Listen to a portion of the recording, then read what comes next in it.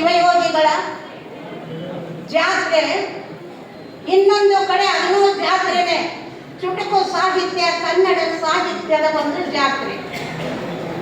ಈ ಎರಡು ಜಾತ್ರೆಗಳಲ್ಲಿ ನಾವು ನೀವುಗಳೆಲ್ಲ ಸಾಕ್ಷಿಯಾಗಿದ್ದೇವೆ. ಅಂತಹ ಕಾರ್ಯಕ್ರಮದ ದಿವ್ಯ ಸಾನ್ನಿಧ್ಯವನ್ನು ವಹಿಸಿರುವ ಈ ಗವಿಮಠದ ಪೂಜ್ಯರಾಗಿರುವಂತಹ ಶ್ರೀ ಶಟಸ್ಥಲ ಬ್ರಹ್ಮೆ ಅಭಿನವ ಧನಲಿಂಗ ರುದ್ರಮುನಿ ಶಿವಾಚಾರ್ಯರ ಪಾದಗಳಿಗೆ ಶರಣೆಂದು,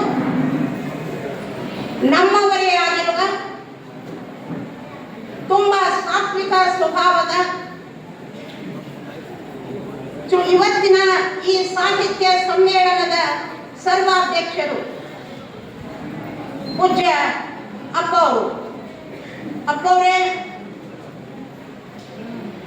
ಎಲ್ಲ ಕಡೆಗೆ ಸಾಹಿತ್ಯ ಸಮ್ಮೇಳನದ ಅಧ್ಯಕ್ಷರಾಗುವುದು ಬೇರೆ, ಬಸವ ಕಲ್ಯಾಣದಲ್ಲಿ ಸಾಹಿತ್ಯ ಸಮ್ಮೇಳನದ ಅಧ್ಯಕ್ಷರಾಗುವುದು ಬೇರೆ. ಯಾಕೆಂದ್ರೆ ಕನ್ನಡ ಸಾಹಿತ್ಯದ ಸತ್ವ ಇಡೀ ಜಗತ್ತಿಗೆ ತೋರಿಸಿಕೊಟ್ಟ ನೆಲ, ಇಡೀ ಜಗತ್ತಿನಲ್ಲಿ ಯಾವುದಾದ್ರೂ ಇದ್ರೆ ಅದು ಕಲ್ಯಾಣ ಕಲ್ಯಾಣ ಕಲ್ಯಾಣ. ಶ್ರೀಶೈಲದಲ್ಲಾಗಿದೆ, ಶ್ರೀಶೈಲದಲ್ಲಿ ಆಗುವುದು ಅದು ಸಾಮಾನ್ಯರಿಗೆ ಸಾಧ್ಯ ಇಲ್ಲ. ಅವರು ನಿಕಟಪೂರ್ವ ಅಲ್ಲಿ ಆದರು, ಇವರು ಇಲ್ಲಿ ಆದರು.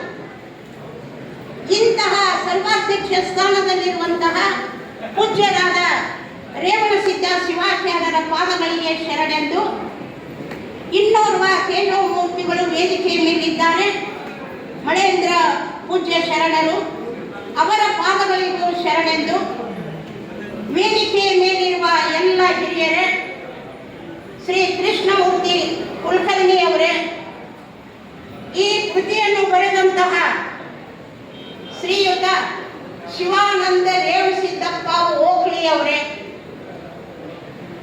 ಈ ಪವಿತ್ರ ನೆಲದಲ್ಲಿ ಹಾದಿಯಾಗಿರುವಂತಹ ನನ್ನೆಲ್ಲ ಕಲ್ಯಾಣದ ಬೇರೆ ಬೇರೆ ಭಾಗಗಳಿಂದ ಆಗಮಿಸಿದ ಶರಣ ಬಾಂಧವರೇ, ನಿಮ್ಮೆಲ್ಲರಿಗೆ ನನ್ನ ಅನಂತ ಶರಣಾರ್ಥಿ.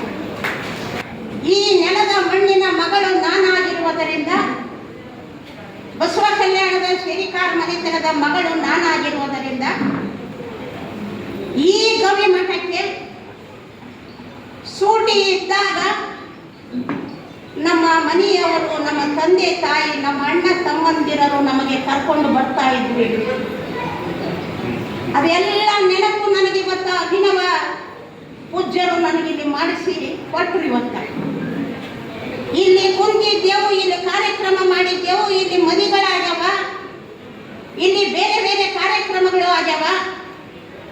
ಈ ನೆಲ ಇಷ್ಟು ಪವಿತ್ರ ನೆಲ ಅದ ಅಂದ್ರ ಬಹುಶಃ ಹುಟ್ಟಿದಾಗಿನಿಂದ ನಾನೇನು ಇವತ್ತಿನವರೆಗೂ ಆ ಅನುಭವದಲ್ಲಿ ಇದ್ದೇನೆ.